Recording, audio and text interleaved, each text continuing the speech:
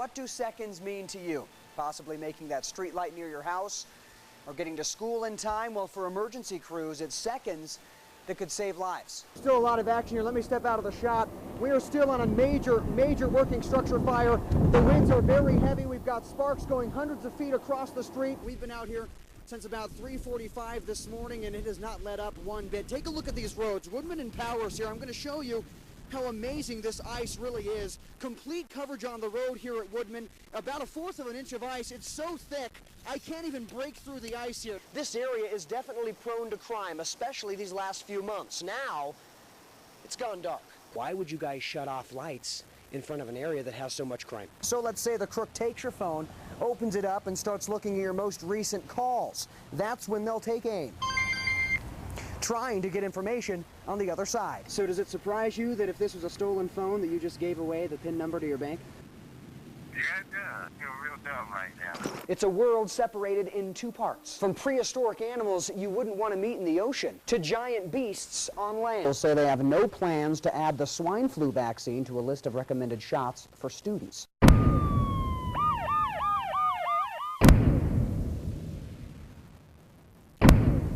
So what do seconds mean to you? Possibly making that street light near your house or getting to school in time? Well, for emergency crews, it's seconds that could save lives.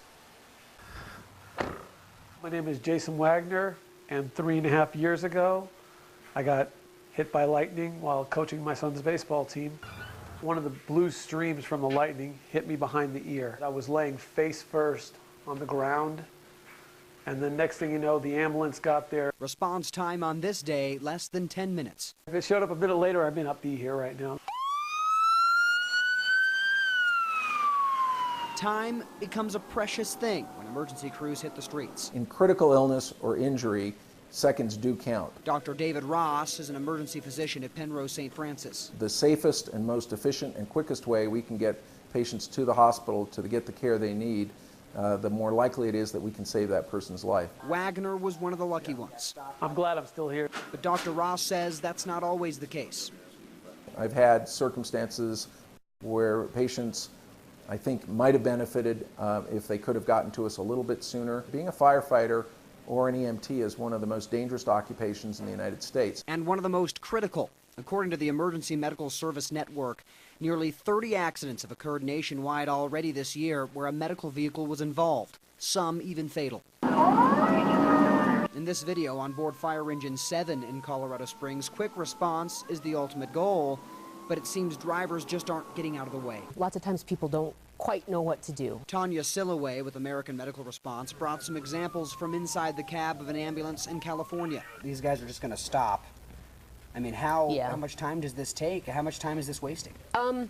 It's probably several seconds, but when you add several seconds up over an 8-minute response, that really adds up for the patient. In this shot, a white car comes speeding by, seemingly unaware of the lights and sirens. Watch it again. Every day driving lights and sirens, there's times probably on every single call where there's seconds that could have been saved. Medicines, 30 seconds faster, or a diabetic that needs sugar, 30 seconds faster can really help change the outcome of that call. It was a positive outcome for Wagner. Now, his son still has a dad. It's the most important thing in my life is my son knowing that I'm still going to be there. Thanks to medical crews who made it to him in time. And I thank them to this day.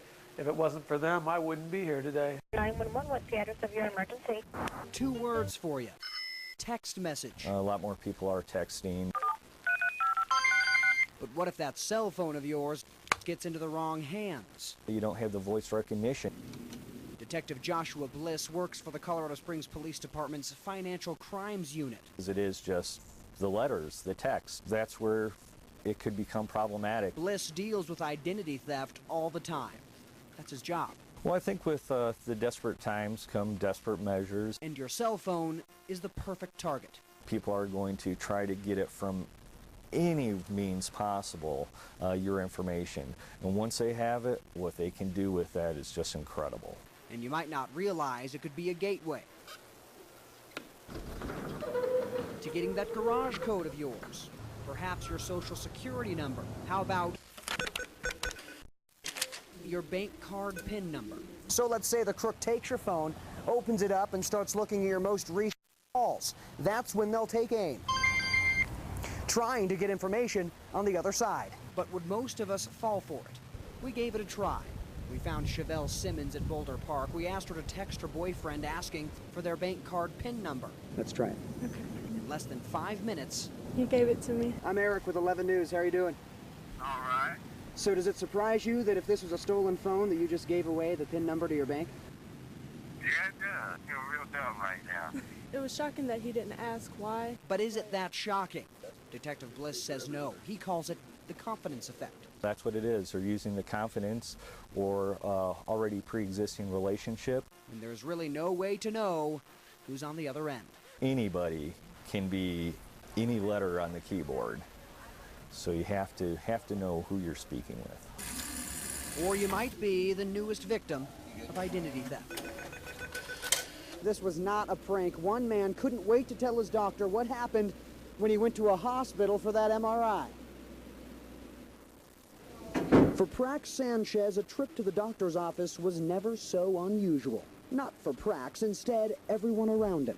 We've been good buddies for a long time, haven't we? Yeah, sure have. Boy, did he have a story to tell. I never had any idea that there was any metal in my face. That's right, metal in his face, literally. To us, he's a medical miracle.